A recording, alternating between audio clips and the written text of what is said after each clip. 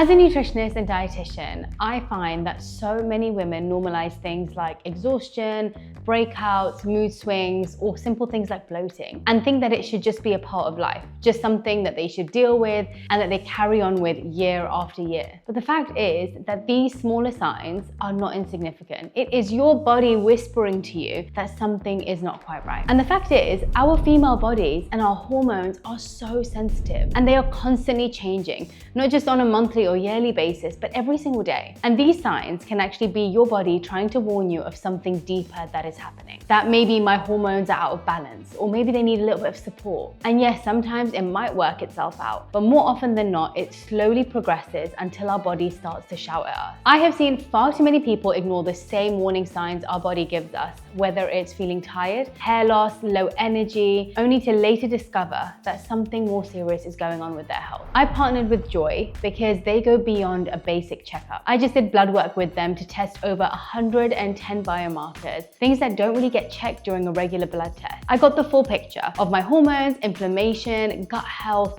vitamins, minerals, and so much more. What I loved is that Joi is not a one-size-fits-all plan. Joi paired me with a real clinician for a full hour to walk through my results. They answered all my questions and they helped me build a plan that was completely personalized. Joi also helped me with personalized supplements according to my own lab results. So if you have been curious about your own health or just want to feel your absolute best, then I'm going to leave the link in my bio so you can find out all the information that you need about Joi. We talk about hormones like they're just about periods or fertility, but the truth is they control and impact so much of our life. From our energy to our mood, our skin, sleep, metabolism, even our cravings. And I think as women, we are almost trained to minimize our symptoms. Like painful periods, you just think that's what it is being a woman. You still have to go to work, you still have to do your workout, you still have to show up in the same way. Or if you get exhaustion, you just think, oh, you know what, everyone's tired. I just have to keep going. Mood swings, maybe I'm just an emotional person. We end up normalizing these things so much that we don't question them until it fully disrupts our lives. And you know, men and women's hormone cycles are completely different. But the way that society has structured the day, it's according to a man's 24-hour cycle. Their testosterone peaks in the morning and dips in the evening, which means that their energy, focus, and mood are fairly predictable day to day. Whereas women's hormones runs on a 28-day cycle. Our estrogen, progesterone, and other hormones, they rise and fall throughout the month, which means that our energy, our mood, our metabolism, even our brain function shifts depending on where we are in our cycle. So think about it, work schedules, productivity hacks, even this 9-to-5 routine, they're all actually designed around the male's 24-hour cycle. For us women, our bodies are wired differently. There are days in the month where we're naturally more social and energetic, and days when our bodies want rest and quiet. And when you start tuning into this cycle and you start tuning into your body, you will notice those shifts. Just before your period, you probably start feeling a little bit moody, you want to be a bit more insular, you don't feel like socializing, you feel irritable, you just want to sit in a dark room and talk to no one and do nothing. As soon as your period ends, and I'm talking from experience, as soon as my period ends, I am ready to do high intensity workouts. I'm ready to go socialize. I'm ready to give more energy to other people. And that's just not a coincidence. It happens every single month. And so it's our body's way of telling us what it needs. But instead of working with our cycle or our own routines and our own schedule, we end up ignoring it and just trying to push through. So these are the 5 main things that could be throwing your hormones off. And some of them may be a little bit of a surprise to you. Now, the first one is chronic stress or cortisol overload. Stress is not just a mental thing. It's not something that just happens in our mind. It is hormonal and we feel it throughout our whole body. When stress is temporary, it's fine. It's part and parcel of our life. You get stressed at work, you might get stressed out by your kids, and that's when our cortisol spikes, but then it comes back down. Our body makes cortisol, which is the main stress hormone, from the same raw materials that it uses to make sex hormones like progesterone and estrogen. So when we are stressed for longer periods of time, or it remains constant, our body keeps pumping out cortisol all day. So to keep up with that cortisol demand, your body actually diverts the resources away from making progesterone and estrogen. Now, low progesterone can lead to irregular cycles, really difficult PMS symptoms, difficulty sleeping, you feel a lot more anxious, and when estrogen gets unbalanced, it can cause mood swings, weight gain, skin issues. Now, you might be hearing all these symptoms and thinking, oh my goodness, I've got them. I'm actually going to go through the common symptoms of hormone balance later on in this video. Now, the second thing that could be throwing off your hormones is blood sugar imbalances. Eating lots and lots of refined carbs, sugars, or skipping meals can cause blood sugar spikes and crashes. That roller coaster puts pressure on your body to produce way more insulin. And insulin is a master hormone. It influences estrogen, progesterone, and even testosterone production in the body. So as when they are disrupted, again, you're getting things like mood swings, cravings, stubborn weight that you just cannot get rid of, and even things like fatigue. And number 3 is poor sleep. Look, sleep is one of the foundations of good health. Whether it's Western medicine, Eastern medicine, any medicine practice throughout the years, sleep has always been one of the pillars of good health. And so when your sleep is disrupted, everything is disrupted. Your hormones actually follow your body clock. Melatonin, cortisol, growth hormone, even your sex hormones, they all rely on good quality sleep. So too little sleep or inconsistent bedtime can rise your cortisol levels, your progesterone drops, and everything gets thrown off. Again, that results in things like tiredness, weight changes, and low resilience to stress. You just feel stressed all the time and you're unable to manage your anxiety. Number 4 is nutrient deficiencies. Your hormones are built from nutrients: zinc, magnesium, B vitamins, healthy fats, iron. So if your diet is lacking or you're not digesting and absorbing these nutrients, your body literally does not have the raw materials or the building blocks to make your hormones properly. That results in things like thinning hair, irregular cycles, low energy, your nails may be looking a little bit sad. Basically, all of the symptoms that you end up seeing physically is like the last straw of your body trying to tell you that there might be something irregular about what's happening with your hormones inside of your body. Now, it doesn't always mean that.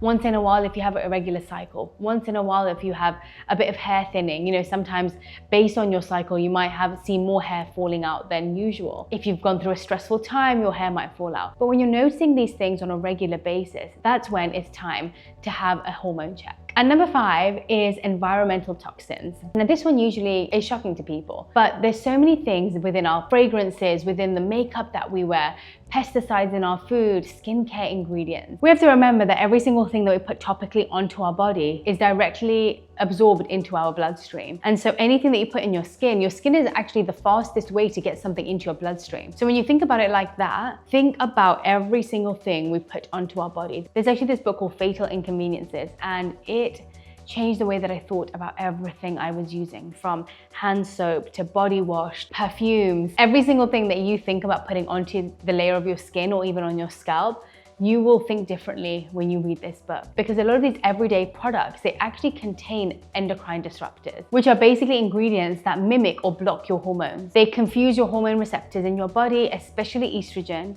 which can lead to estrogen dominance or thyroid issues. This can result in all of the other symptoms that we've already spoken about. And so every single thing that you're breathing in, putting onto your skin and absorbing ends up going into your bloodstream, which is why even drinking water from plastic bottles can be detrimental to your hormones if you're doing it for a long period of time. You might have heard some of those symptoms that I mentioned earlier and be thinking, this is exactly what I'm going through. But I'm also going to share some of the other symptoms that I was noticing in my own life that helped me realize that there was a hormonal imbalance. One of them was I was feeling cold when nobody else was. You might be someone that generally runs cold, but if you notice, it's literally in every situation, even when it's warm outside. When everybody else is feeling the temperature is absolutely fine, but you are cold, that can definitely be a sign. Now, these can also overlap with nutrient deficiencies, but nutrient deficiencies can also cause or impact hormone production, as we mentioned before. Feeling cold can sometimes be linked to a sluggish thyroid or low iron levels. Both affect how your body regulates temperature and energy. Your thyroid is like your body's thermostat. If it's underactive, you will feel colder, tired, and more sluggish, even when everyone else is comfortable around you. Another thing I noticed was I was feeling a little bit more anxious and I had way more mood swings. Things that wouldn't normally affect me were really affecting me. Couldn't let go of things in my mind, and I was going from happy to crying within minutes. So fluctuations in estrogen and progesterone can impact your mood, especially around your cycle. And like we said, those blood sugar imbalances play a huge role as well. Estrogen affects serotonin, which is your happy brain chemical, and progesterone is naturally calming. So if they're low or unbalanced, your anxiety and mood swings will show up way more. This next one wasn't something I experienced myself, but an irregular cycle or missed periods are definitely something to look out for, especially if they're happening consistently. It could be linked to thyroid dysfunction, polycystic ovary syndrome, or even nutrient deficiencies. Sometimes this can also be linked to high stress or if you're under eating for long periods of time. Your cycle is like a monthly report card from your hormone health. So if it's irregular, your body may not be ovulating consistently, which affects your fertility and long-term health. Which is also why being on the pill for long periods of time, it's actually taking away one of your senses. It's taking away something that usually indicates to you whether you are in good health. So having a period is actually really important. It really shows you how well that cycle or that system in your body is doing. And if you are having a period regularly, then it will constantly be giving you signs and symptoms of whether your fertility, whether your reproductive system, whether your menstrual cycle is still functioning how it should be. Now, one of my key symptoms that I noticed was thinning hair. Every time my hair on my nails, where something happens, I either think it's a nutrient deficiency or it can be signs of low estrogen. Your body diverts nutrients to vital organs first, which means that if you're not getting enough nutrition, it can leave things like your nails and hair to suffer. Another sign for hormonal imbalance is plateaued progress when you're working out. You're working out really hard, but you're just not seeing any changes or any progress. You're working out constantly, but you're not seeing strength or your body composition change. It could point towards cortisol dysregulation. When your cortisol levels are high, basically signals to your body that you're in a high stress state and it holds onto the fat, especially in the stubborn areas that you're probably trying to lose it in. And so if you're noticing that you're working out really, really hard, but you're not seeing much result, you're in a calorie deficit, it's really not making a difference, it may be because your cortisol levels are high or that your thyroid function is low. Hormones like testosterone, estrogen, and growth hormone, they all influence our muscle building and recovery. So if they're imbalanced, then your progress may look slower than you expected. Breakouts and skin changes. Obviously, when it's the time of the month, the random pimple, the random spot may pop up here and there. That's expected. But if you're noticing breakouts regularly, it could be a hormonal imbalance. If you're feeling tired all the time, there is a big difference between being tired after a night out or a couple of late nights and being tired after full night's sleep day in, day out. Being tired is just not a normal part of life. It should not be something that you just accept. Your body actually should be able to provide the right amount of energy for your day. If you've had good sleep, you shouldn't be waking up exhausted or groggy. And so if you are feeling tired, no matter how much you sleep, no matter how good sleep you get, quality and quantity, this could be another indication. So obviously I've thrown a lot of information at you, but here's the big takeaway. None of these signs on their own mean something is wrong with you. We all get tired sometimes, we all have off days with our skin, with our mood. But when these symptoms start showing up consistently, when your tiredness turns into fatigue, when your breakouts turn into acne, when missing one period turns into an irregular cycle, that is when it's worth pausing and asking, is my body trying to tell me something? And so going and getting your hormones checked regularly is something I recommend as a woman because we change so much. And so why not be on top of it? Why not get results every 6 months telling you that you are perfectly fine rather than leaving it for years and years only to realize that it's gotten to a stage which is even more difficult to reverse or to treat. Our bodies are always trying to communicate with us. We just have to know how to listen and what to do about it.